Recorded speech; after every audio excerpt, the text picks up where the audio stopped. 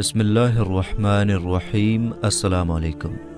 دوستو، ایک ایسی بدبخت اور ناپاک قوم جنہوں نے دنیا پر ایک ایسے گناہ کو سٹارٹ کیا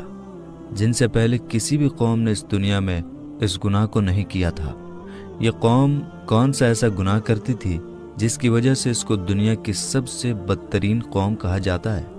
وہ گناہ کون سا تھا جو یہ لوگ کرتے تھے،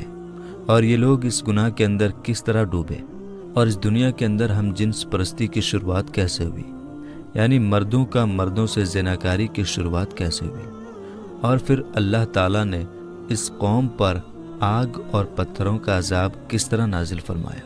اور اس بدبخت قوم کے کچھ لوگ پتھروں کے کیوں بنا دیے گئے جو آج بھی دنیا کے لیے عبرت کا نشان بنے ہوئے ہیں۔ میرے دوستو، ان سارے سوالوں کا جواب آج قرآن و حدیث کی روشنی میں اس ویڈیو میں ہم آپ کو بتائیں گے، لہٰذا آپ سے ریکویسٹ ہے کہ ویڈیو کو آخر تک ضرور دیکھیے گا۔ دوستو، حضرت لوط علیہ السلام کی قوم وہ اکلوتی قوم تھی جو دنیا کی بدترین گناہ کرتی تھی۔ یہ لوگ اتنے گھٹیا تھے کہ عورتوں کو چھوڑ کر مردوں کے ساتھ ہم جنس پرستی، زناکاری کیا کرتے تھے، اور عورتوں کی بجائے مردوں کے ساتھ اپنی خواہشات پوری کیا کرتے تھے۔ شہر سدوم میں رہنے والی یہ قوم حضرت لوط علیہ السلام کی امت تھی۔ حضرت لوط علیہ السلام کو اللہ تعالیٰ نے نبوت سے سرفراز فرمایا تھا۔ حضرت لوط علیہ السلام حضرت ابراہیم علیہ السلام کے بھتیجے ہیں، اور آپ کو اللہ تعالیٰ نے شہر سدوم کی طرف نبی بنا کر بھیجا تھا۔ چونکہ حضرت لوط علیہ السلام کے والد کا انتقال بچپن میں ہی ہو گیا تھا، اسی وجہ سے حضرت ابراہیم علیہ السلام نے حضرت لوط علیہ السلام کو بچپن سے ہی پالا تھا، اور حضرت لوط علیہ السلام حضرت ابراہیم علیہ السلام کے پاس ہی رہتے تھے۔ حضرت لوط علیہ السلام اپنے والد کے انتقال کے بعد حضرت ابراہیم علیہ السلام کے ساتھ ہجرت کر کے ملک شام میں آ گئے تھے، اور حضرت ابراہیم علیہ السلام کی خدمت میں لگے رہے۔ حضرت لوط علیہ السلام نے چونکہ حضرت ابراہیم علیہ السلام کی بہت زیادہ خدمت کی، تو حضرت ابراہیم علیہ السلام نے اللہ تعالیٰ کی بارگاہ میں دعا کی، تو اللہ تعالیٰ نے حضرت ابراہیم علیہ السلام کی خدمت اور دعا کے صدقے حضرت لوط علیہ السلام کو نبوت عطا فرمائی۔ دوستو، حضرت لوط علیہ السلام کی قوم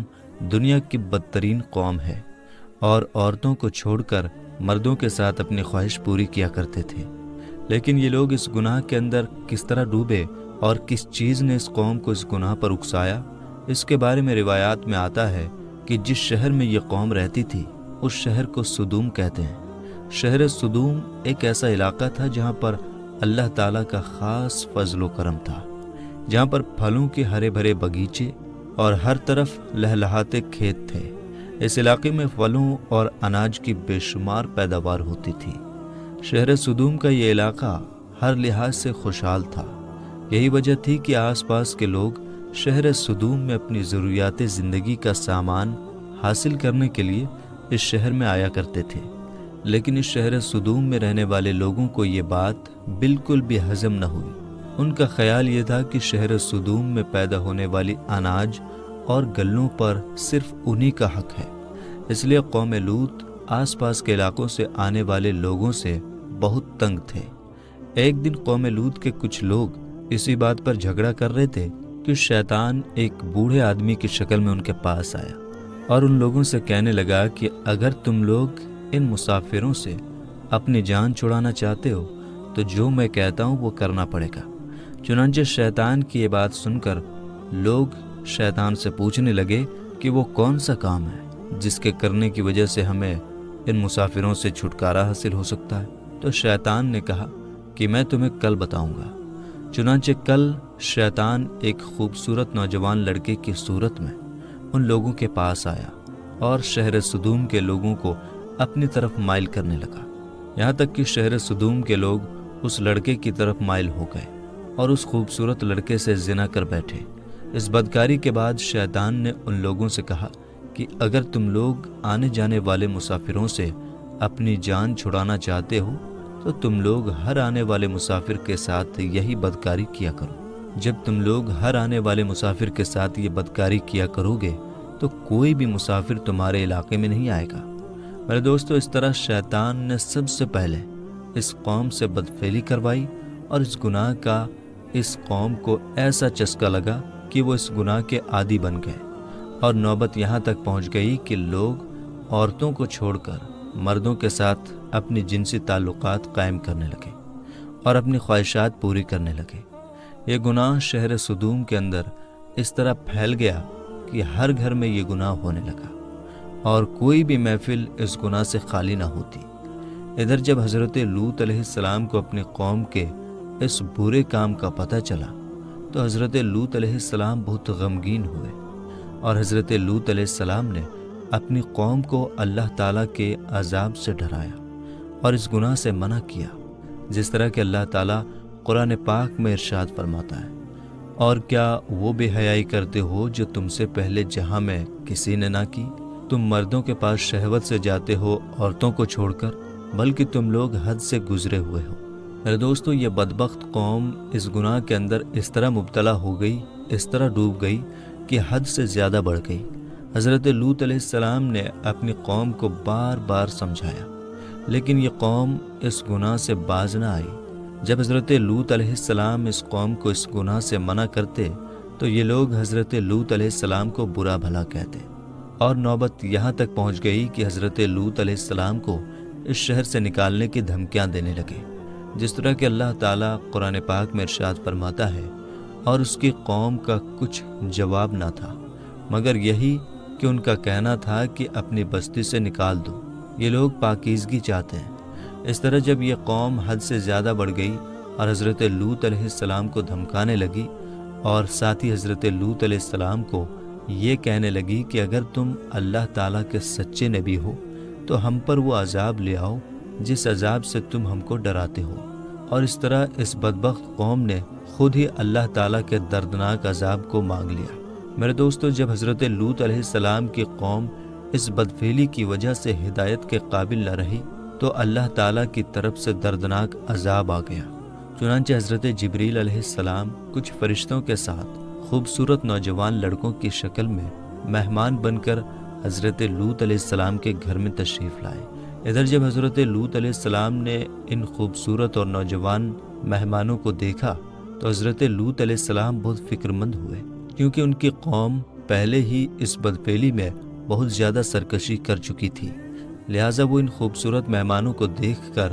اور فکر مند ہو گئے۔ چنانچہ حضرت لوط علیہ السلام کی بیوی، جو حقیقت میں منافقہ تھی، جب اس نے ان مہمانوں کو دیکھا تو وہ چپکے سے شہر سدوم کے لوگوں کے پاس چلی گئی اور ان خوبصورت مہمانوں کے بارے میں ان کو بتانے لگی، اور ان سے کہنے لگی کہ ہمارے گھر میں خوبصورت لڑکے آئے ہوئے ہیں، اور شہر سدوم کے لوگوں کو اس بدفعلی کی طرف دعوت دینے لگی۔ چنانچہ شہر سدوم کے بدفعلوں کو جب اس بات کا پتہ چلا تو تمام لوگوں نے حضرت لوط علیہ السلام کے گھر کو گھیر لیا، اور یہ لوگ ان مہمانوں کے ساتھ بدفعلی کرنے کے ارادے سے حضرت لوط علیہ السلام کے گھر کی دیواروں پر چڑھنے لگے۔ چنانچہ حضرت لوط علیہ السلام نے جب یہ منظر دیکھا تو اپنے مہمانوں کو ایک کمرے میں چھپا دیا، اور حضرت لوط علیہ السلام نے اپنی قوم کے بدفعلوں کو بہت ہی دکھ بھرے انداز کے ساتھ سمجھانا شروع کر دیا، مگر ان بد ارادہ لوگوں نے اور بد کردار لوگوں نے حضرت لوط علیہ السلام کی کوئی بھی بات نہ مانی، اور اس قوم کے بدبخت لوگ حضرت لوط علیہ السلام سے کہنے لگے کہ ان خوبصورت نوجوانوں کو ہمارے حوالے کر دو تاکہ ہم ان کے ساتھ اپنی خواہشات پوری کر سکیں۔ ان لوگوں کی یہ بات سن کر حضرت لوط علیہ السلام بہت ہی رنجیدہ ہوئے۔ یہ تمام تر معاملات وہ خوبصورت نوجوان بھی دیکھ رہے تھے، جو حقیقت میں اللہ تعالیٰ کی طرف سے بھیجے ہوئے فرشتے تھے، جو اللہ تعالیٰ کا عذاب لے کر نازل ہوئے تھے۔ چنانچہ اتنے میں حضرت جبریل علیہ السلام نے حضرت لوط علیہ السلام سے فرمایا، یا نبی اللہ، آپ غمگین نہ ہوں، ہم اللہ تعالیٰ کی طرف سے بھیجے ہوئے فرشتے ہیں، اور ان بدکاروں پر اللہ تعالیٰ کا دردناک عذاب لے کر نازل ہوئے ہیں۔ اس وقت رات کا وقت تھا، چنانچہ حضرت جبریل علیہ السلام نے حضرت لوط علیہ السلام سے فرمایا کہ آپ مومنوں کو اور اپنے بیوی بچوں کو لے کر صبح ہونے سے پہلے پہلے اس بستی سے نکل جائیں، اور خبردار کوئی بھی شخص پیچھے مڑ کر نہ دیکھے، ورنہ جو شخص پیچھے مڑ کر اس بستی کی طرف دیکھے گا وہ بھی اللہ تعالیٰ کے اس دردناک عذاب کے اندر مبتلا ہو جائے گا۔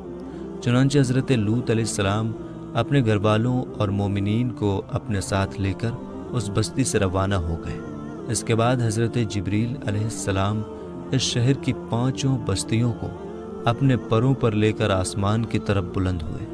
और कुछ ऊपर जाकर इन 5 बस्तियों को ज़मीन पर उलट दिया। और फिर इसके बाद अल्लाह ताला ने इस बदबख्त कौम पर पत्थरों और आग की बारिश बरसा दी,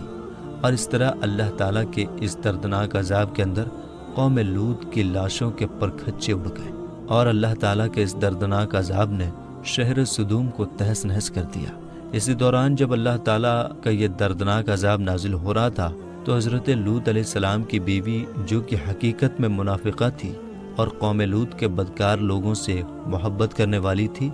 उसने अचानक मुड़कर पीछे देखा तो वो भी अल्लाह ताला के इस दर्दनाक अजाब के अंदर मुब्तला हो गई और वो एक पत्थर के पुतले में बदल गई। मेरे दोस्तों, इस तरह दुनिया के अंदर हम जिन्स परस्ती की शुरुआत हुई और इस तरह अल्लाह ताला ने दुनिया के सबसे बदकार कौम को दुनिया के लिए इबरत का निशान बनाया और उन पर अपना दर्दनाक अजाब नाजिल फरमाया और शहर सदूम के लोगों को सफ़ाए हस्ती से मिटा दिया। अल्लाह ताला से दुआ है कि अल्लाह ताला